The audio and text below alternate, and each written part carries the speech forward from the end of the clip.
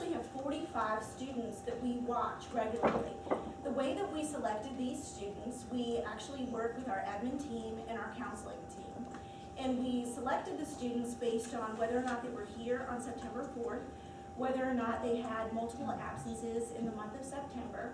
We looked at their cumulative GPA based on their 3 years in the building, whether or not they needed multiple SOLs, and also their discipline referrals up until their senior year to up until October 26th, like I said when we started the program. The 45 students that we watch, we actually just watch on the Google Docs. We have access for the admin team and the school counseling team. We also have sort of a war room. We determined that the 24 students that we decided to have a mentor, those are the students that are most at risk of not graduating. So what we did is on November 5th, that work day, we brought all of these students together in our library, and all at the same time, we determined whether or not we wanted to have individual meetings with them. And we said, no, let's bring them all together sort of with a motivational speech. And that seemed to, that seemed to be the best way to introduce them to this program. And when they all got together, they said, oh gosh, how did I get invited to this? They looked around at their colleagues, well, their colleague students, and they said, you know, I've never been invited to something like this. They saw me, and I'm a new administrator in the building, and at first they thought, am I in trouble? Did I do something wrong? And they said, no, this is something new and exciting. You guys are all invited to be part of a special group this year. Our whole goal this year is for you to graduate, to walk across the stage, and the best part about this program is that you guys are all going to be part of a group together, and you're going to have a mentor. And some of you described some, you know, not issues, but some challenges in your building. Maybe students didn't want to be a part of this, or maybe they didn't want to have their photos taken. Well, we didn't have that issue in our building at all. They actually lined up. They were kind of knocking each other down to have their photos taken. And these are just a few of our very photogenic students here at the bottom. Don't discount the fact that they weren't smiling. This gentleman here in the bottom, he actually was so tall I had to stand on a chair. That's why the purple in the background is going up so high. Anyway, our students were so excited that day to find out that they were going to have a mentor. So the momentum started November 5th, and it just went on from there. We were so excited. So what we did, as you can see, our admin team, we record the GPA, the discipline referrals, the attendance, and then we actually report that out to our mentors. Now, we actually had some teachers, they said, well, we've never been a part of anything like this before.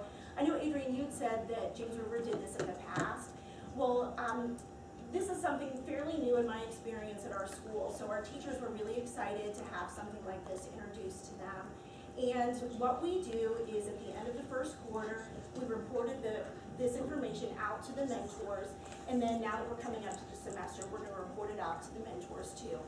Let me say that this was completely voluntary for our teachers to, as I said, to volunteer. They have a lot of stuff on their plate, so we didn't want them to feel obligated to do this. Our students have a lot of great relationships with teachers and other faculty members in the building. So we asked them first, is there someone in the building that you would like to mentor you? So we have them write it down on a piece of paper, and of course those people volunteered for that. This is something that I haven't heard from anyone else. One of the things that we think is kind of cool about our program, our kids aren't necessarily involved in other extracurricular activities in the building, so we thought it would be really fun to bring our kids together in a group activity each month or every 6 weeks. So November was our first activity. Like I said, it was kind of motivational. We didn't necessarily do anything in December because it was preparing for exams. So December, our fun activity, we had our school testing coordinator. She was our guest speaker. And this was the invitation for it, where it says, let's talk about you. And the activity was how to get a job.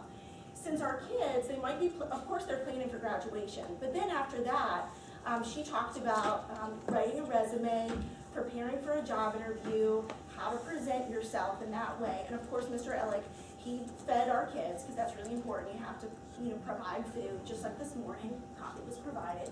In February, our topic is I Was Once in Your Shoes. And we have a guest speaker coming in February, a student who was in our students now in their shoes. So that's going to be really great, and our kids love getting together in that social setting. And since we have AEP provided in the day, no student is missing their class time. So that's something that we're really proud of, and like I said, we're very much in the infancy stages. We do track the attendance and the academic progress, and of course discipline referrals, and you guys provided some great information this morning that we will definitely take back to our school today, and we look forward to where it goes from here. Oh, sure. And here's just a picture of Ms. Karen Brown. She's our testing coordinator and our College and Career Center person. She's just sharing out. So thank you so much. Thank you.